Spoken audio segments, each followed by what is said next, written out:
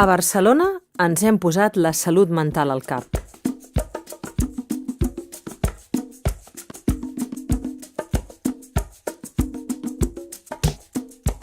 Al setembre de 2016, el plenari municipal va aprovar el Pla de Salut Mental de Barcelona 2016-2022. L'hem elaborat des de la corresponsabilitat de tots els agents claus. Des de totes les perspectives, la dels problemes de salut mental amb entitats en primera persona, familiars i professionals. Però també la millora dels condicionants socials i el benestar emocional. Àmbits tan diversos com Barcelona Activa o Joventut també han dit la seva. Las posibilidades que te da el lugar donde vives, desde el tiempo que tardas en ir al trabajo hasta el propio trabajo que puedes desarrollar, el contacto que puedes tener con la naturaleza o con el mar, de alguna manera determina en qué manera te puedes desarrollar como persona, ¿no? Y al final y al cabo la salud mental no va de la carencia de salud mental, sino de las cosas que puedes desarrollar que te den salud mental, ¿no? Que hi hagi molt de trànsit és salut mental. L'alçada dels edificis pot ser salut mental. Si viu molta gent en una casa, les condicions del lloguer, tot això influeix i vesteix la ciutat, la determina i li dona un caràcter a la ciutat.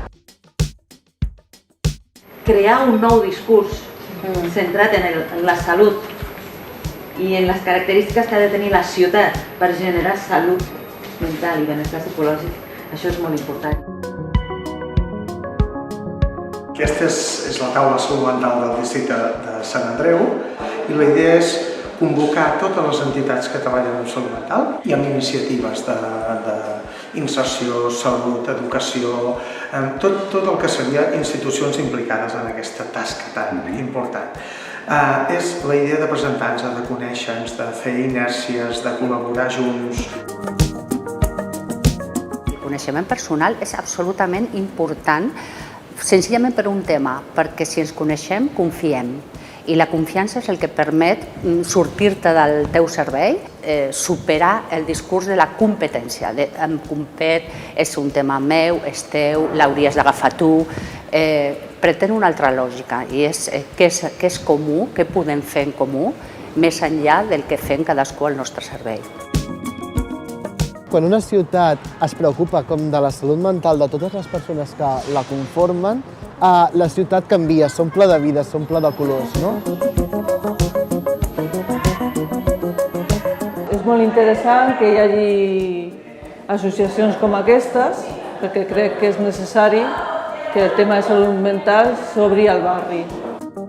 Neix a partir de la necessitat de mantenir i d'obrir espais de trobada, de ciutadania, de creació, de benestar, per fora del pes i de l'asfíxia dels diagnòstics en salut mental. Per això el nom de la xarxa sense gravetat. Una xarxa sense gravetat, no? Com si les coses estiguessin en l'aire, no? Aquí no es fa teràpia, aquí es dona camins perquè nosaltres transformem aquest estigma que tenim a les persones con trastorn mental, no? Bueno, l'estigma existeix, però també hi ha un autoestigma, perquè clar, quan jo vaig, jo sé que saben que jo tinc un diagnòstic.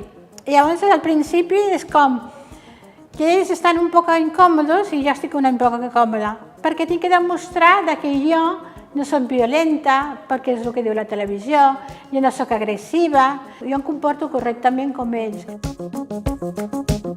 Ens trobem que a vegades pensar només en l'accessibilitat física no és suficient. Es fa necessari també una certa obertura, una certa predisposició emocional, sensible, cap a qualsevol persona que pugui arribar. La gente tiene la idea que los problemas de salud mental son muy distintos que los problemas que uno mismo tiene, ¿no? A veces lo que pasa es que cuando tú tienes el problema de salud mental es como que tú tienes o que tú tienes pelo aumentado. Pero también muchas veces quien tiene el problema de salud mental tiene aumentado una capacidad de absorción de las cosas, ¿no? Como una antena más parabólica para el bueno y para el malo. La gent té molta desconeixença sobre salut mental, té molta por. Jo penso que ho hauríem d'entendre com una normalitat, perquè és el que t'he dit, una de cada 4 persones la tindrà, per tant, el que m'expliques o KMCAT és un espai on puc ser jo mateixa i on sé que no em jutjaran pel fet de ser Aina amb tal cosa, sé que no em posaran l'etiqueta que té això, té l'altre, perquè cada persona té una cosa. Mira't bé perquè tothom té alguna cosa encara que no ho sapiguem.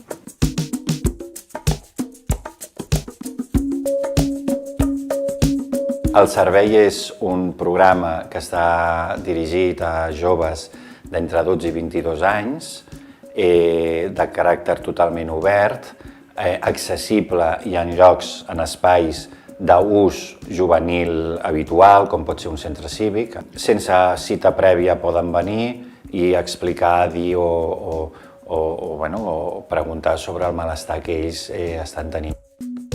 Els problemes de salut mental són els malestars de la vida quotidiana, són aquelles qüestions que un pot passar al llarg de la seva vida i hem de començar a normalitzar una mica el fet que consultem per el que ens passa.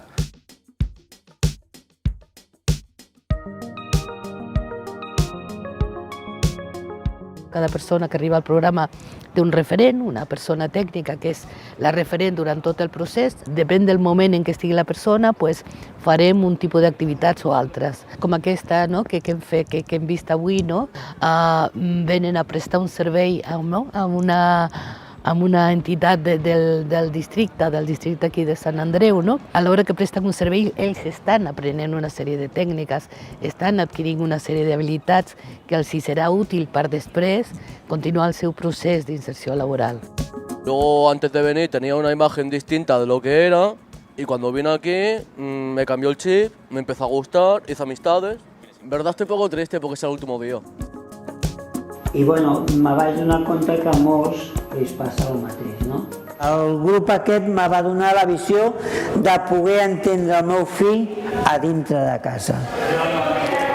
I llavors és una forma de treure'ns l'angoixa a nosaltres i si nosaltres no tenim tanta angoixa, nosaltres no la transmitem amb ells. Els GAMs són grups d'ajuda mútua. L'experiència de compartir entre iguals és com molt tranquil·litzadora i molt empoderadora també, perquè llavors veus que allò no et passa només a tu i que l'experiència dels altres et pot ajudar a tu i que tu amb la teva experiència pots ajudar els altres.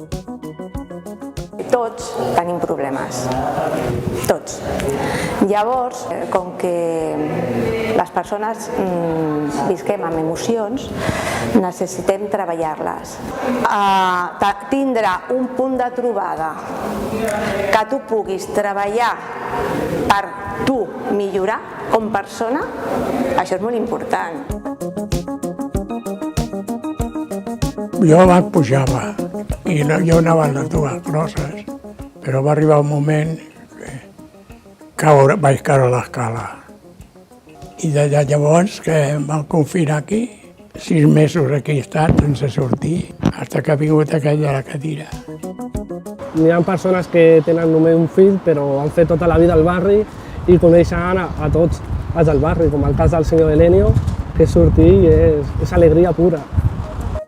Si estem animats nosaltres, animem els familiars, els amics, fora de casa, amb els veïns, veïnes, amb el del restaurant, amb tots. És molt important.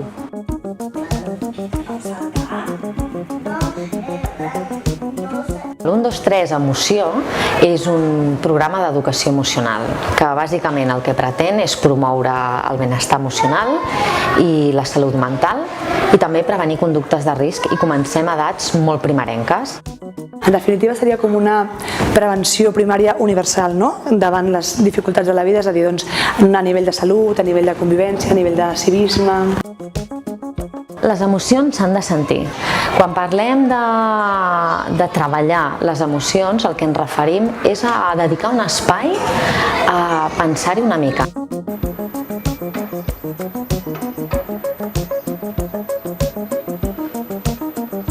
Hacemos tai chi, que va muy bien y relaja bastante. Hacemos movimientos. Aquesta activitat consisteix en fer exercicis per manteniment de la salut física, psíquica, emocional y espiritual. Ho ajunta tot. Yo soy de las que siempre estoy aquí, o sea, me encanta. Si no, me falta algo. El tiempo que estoy aquí no pienso en nada, nada más en lo que estoy haciendo, me estoy relajando, me estoy pasándomelo bien. Y esto me dura todo el día. Yo vine aquí que se murió mi marido y tenía una depresión. Y aquí me relajo, me lo paso bien, llevo las cosas de otra manera. Que antes era todo, se me caía el mundo encima.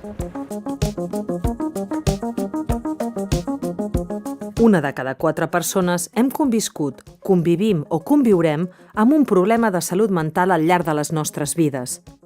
La ciutat ha de ser agent protector del benestar psicològic de veïnes i veïns. Alhora, pot ajudar a prevenir l'aparició de dificultats en salut mental. Si estem passant per un problema de salut mental, la ciutat ha de ser-nos propera, acompanyar-nos pel desenvolupament del nostre projecte de vida amb major autonomia i sense estigma. Volem posar més salut mental a les polítiques de ciutat i més ciutat a les polítiques de salut mental. A Barcelona ens hem posat la salut mental al cap.